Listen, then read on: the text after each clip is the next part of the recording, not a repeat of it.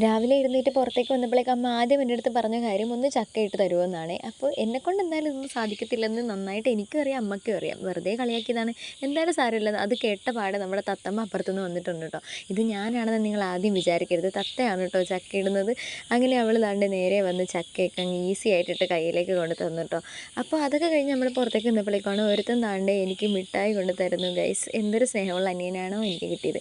പണ്ടൊരു മിഠായി പോയിട്ട് എന്ത് കിട്ടിയാലും അങ്ങോട്ടും ഇങ്ങോട്ടും ഇടിവെക്കുന്ന ഞങ്ങളായിരുന്നു. ഇപ്പം എന്ത് സ്നേഹം. നാട്ടിൽ മഴയായതുകൊണ്ട് തന്നെ അത്യാവശ്യം മാക്രിയുടെ പൂച്ചയുടെ ഒക്കെ കരച്ചിലൊക്കെ ബാക്ക്ഗ്രൗണ്ടിൽ കേൾക്കാനായിട്ട് ചാൻസ് ഉണ്ട് കേട്ടോ. എന്തായാലും സാരമില്ല, നിങ്ങളൊന്ന് അഡ്ജസ്റ്റ് ചെയ്താൽ മാത്രം മതിയേ. അപ്പോൾ അതൊക്കെ കഴിഞ്ഞ് അവൻ എന്തായാലും എനിക്ക് മിഠായി മേടിച്ചുകൊണ്ട് തന്നേയില്ലേ, എന്ന് എന്തെങ്കിലുമൊക്കെ സ്പെഷ്യൽ അവൻ ഉണ്ടാക്കി കൊടുക്കാമെന്ന് വിചാരിച്ചിട്ട് ഞാനിത് വെറുതെ എൻ്റെ കയ്യിൽ കിട്ടിയ ഒരു സാധനം വെച്ച് ട്രൈ ചെയ്തതാണ് കേട്ടോ. പൊട്ടറ്റോയും പിന്നെ അതിലേക്ക് ഈ ബുൾസേ പോലെ കാടമുട്ട ഇങ്ങനെ പൊട്ടിച്ചിട്ട് കൊടുത്തതാണ്. സത്യം പറഞ്ഞാൽ ഇതിൻ്റെ വേറെ ഏതോ ഒരു വേർഷൻ ഞാൻ യൂട്യൂബിൽ കണ്ടിട്ടുണ്ടായിരുന്നു കേട്ടോ. ഞാൻ ഉണ്ടാക്കി വന്നപ്പോൾ ഇങ്ങനെയൊക്കെ ആയതേ ഉള്ളൂ.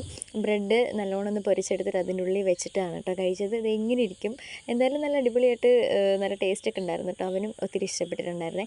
അതൊക്കെ കഴിഞ്ഞപ്പോഴേക്കും ആ സന്തോഷത്തിൽ അവൻ എന്നെ വിളിച്ചുകൊണ്ട് കടയിൽ പോയി. ഇപ്പോൾ ഈ കഴിക്കുന്നത് ഐസ്ക്രീം സാൻഡ്വിച്ച് ആണ് കേട്ടോ. 1 2 3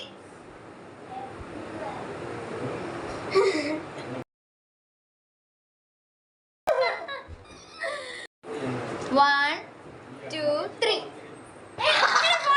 1 2 3